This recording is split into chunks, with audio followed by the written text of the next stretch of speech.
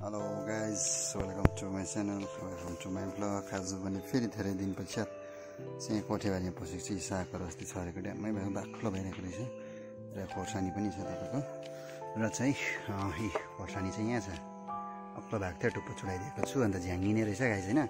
र चाहिँ यहाँ गोड्दैछ चाहिँ यो साग, यहाँ कोठेबारी अर्ग्यानिक बारी अझ यस्तो भएको छ। आज चाहिँ यसलाई गोडेर फेरि पनि यहाँनिर साग लगाएको छु मैले। यहाँ त गोड्दैछ, यता अलिक सफा भएको छ हो गाइस।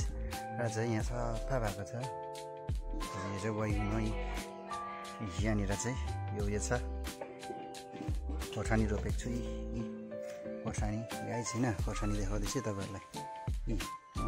यहाँको लाम्चीले चाहिँ फुल्दैछ। यो चाहिँ उयो हो, नाबोबाट हो, कन्फर्म छ यसले चाहिँ।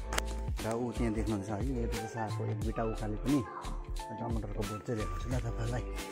गाइस यी फुल्दैछ फेरि पनि, यो बुढो बोट भएर पनि टमाटर चाहिँ यत्रो झ्याङले चाहिँ यी फलेर पनि यहाँ फलेर यत्रो फलेर हामी कति 2-3 केजी जस्तो खाइसक्यौँ होला।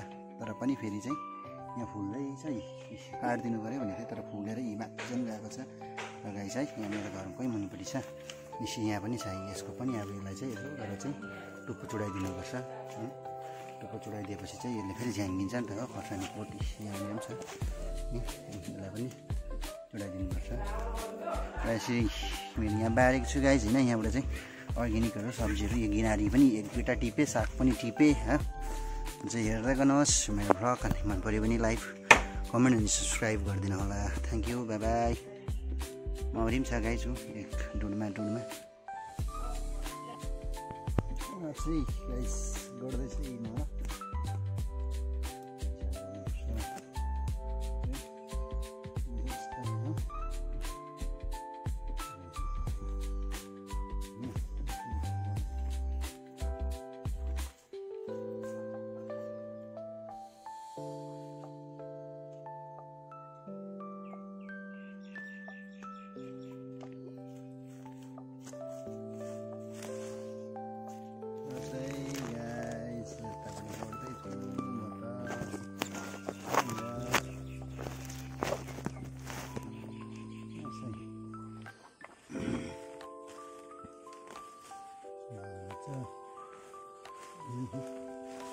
यहाँ चाहिँ गर्दैछु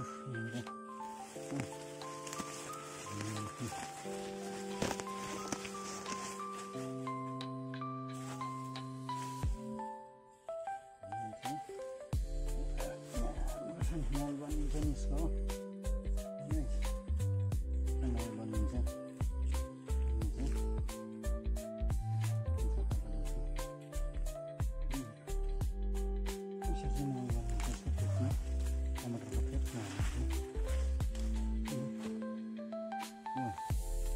सागहरू उम्रेछ, खोर्सानी पनि उम्रेछ।